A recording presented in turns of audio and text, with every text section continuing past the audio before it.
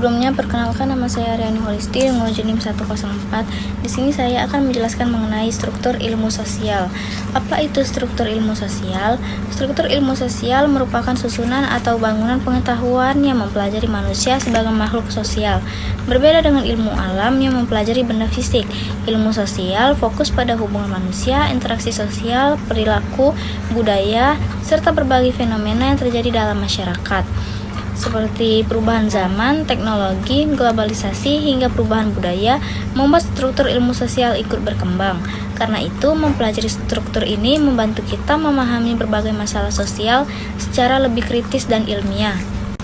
Selanjutnya, materi yang kedua itu struktur disiplin antropologi.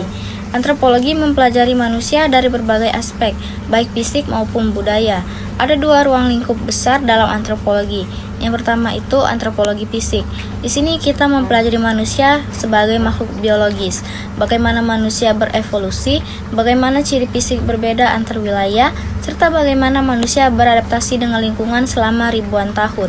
Yang kedua, antropologi budaya, membahas sistem nilai, adat istiadat, bahasa, tradisi, pola hidup, hingga pemikiran suatu masyarakat.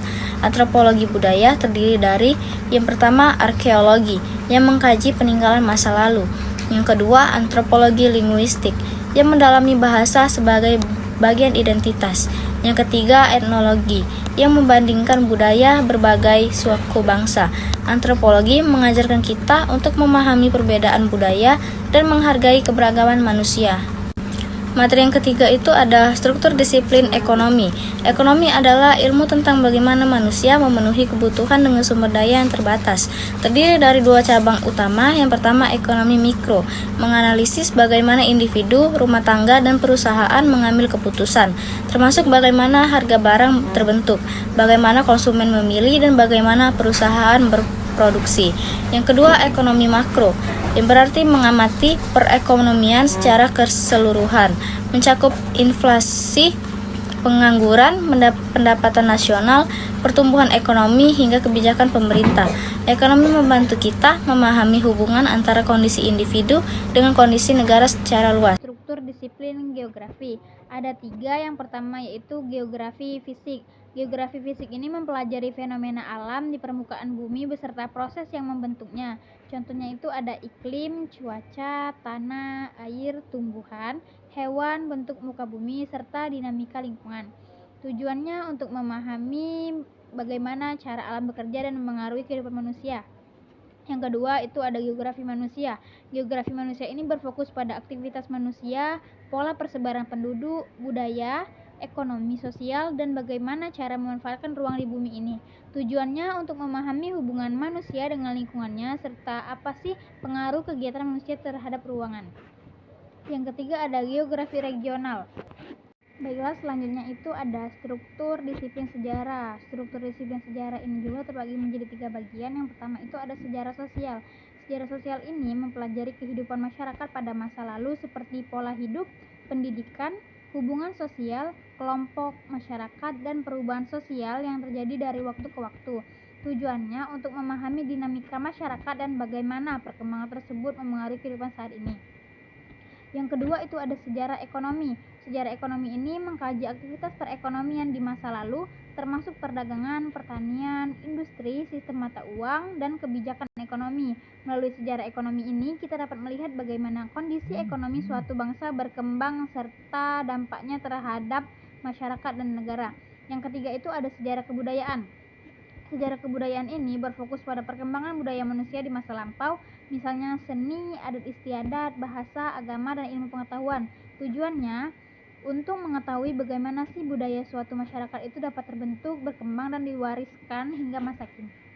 Lanjut, materi selanjutnya itu ada struktur disiplin ilmu politik. Struktur ini terbagi menjadi 4 bagian. Yang pertama itu ada teori dan filsafat politik. Ini mempelajari tentang gagasan, suatu konsep dan pemikiran tentang kekuasaan, tentang negara, tentang keadilan, serta bagaimana suatu sistem politik seharusnya berjalan. Yang kedua ada hubungan internasional. Hubungan internasional ini mengkaji interaksi antar negara dan aktor global lainnya seperti organisasi internasional, perusahaan multinasional, dan LSM. Yang ketiga ada lembaga politik. Lembaga politik ini membahas struktur dan fungsi lembaga yang mengatur jalannya pemerintahan, misalnya legislatif seperti DPR, eksekutif seperti presiden, dan yudikatif seperti Mahkamah Agung. Dan yang terakhir ada hukum internasional, aturan dan prinsip yang mengatur hubungan antar negara, meliputi perjanjian, hak asasi manusia, wilayah, perang, dan penyelesaian sengketa internasional. Tujuannya untuk menjaga ketertiban, keadilan, dan kerjasama dalam komunitas internasional. Baiklah, materi selanjutnya yaitu struktur disiplin psikologi. Psikologi menjelaskan bagaimana manusia berpikir, merasa, dan bertindak. Cabangnya meliputi yang pertama, psikologi perkembangan, yang membahas perubahan manusia dari bayi hingga tua. Yang kedua, psikologi sosial, tentang pengaruh lingkungan terhadap perilaku. Yang ketiga, psikologi pendidikan, tentang proses belajar dan mengajar. Yang keempat, psikologi kepribadian, tentang karakter dan keunikan individu. Yang kelima, psikopatologi, tentang gangguan mental. Yang keenam, psikologi kriminal dan industri, tentang perilaku menyimpang dan perilaku kerja. Psikologi membantu kita memahami diri sendiri dan orang lain. Baiklah, materi yang terakhir yaitu struktur disiplin sosiologi. Sosiologi adalah ilmu tentang masyarakat. Sosiologi melihat bagaimana hubungan sosial terbentuk, bagaimana kelompok berkembang, dan bagaimana struktur sosial memengaruhi kehidupan manusia. Cabang-cabangnya adalah 1. Sosiologi keluarga, menganalisis fungsi keluarga, pola asuh, dinamika rumah tangga, hingga masalah sosial dalam keluarga. Yang kedua, sosiologi pendidikan, melihat pendidikan sebagai proses sosial, menjelaskan mengapa akses pendidikan bisa berbeda menurut kelas sosial, ekonomi, atau budaya.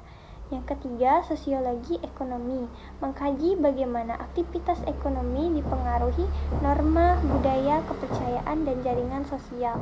Yang keempat, sosiologi politik, menjelaskan hubungan kekuasaan dan masyarakat, termasuk bagaimana masyarakat membentuk opini politik dan memilih pemimpin.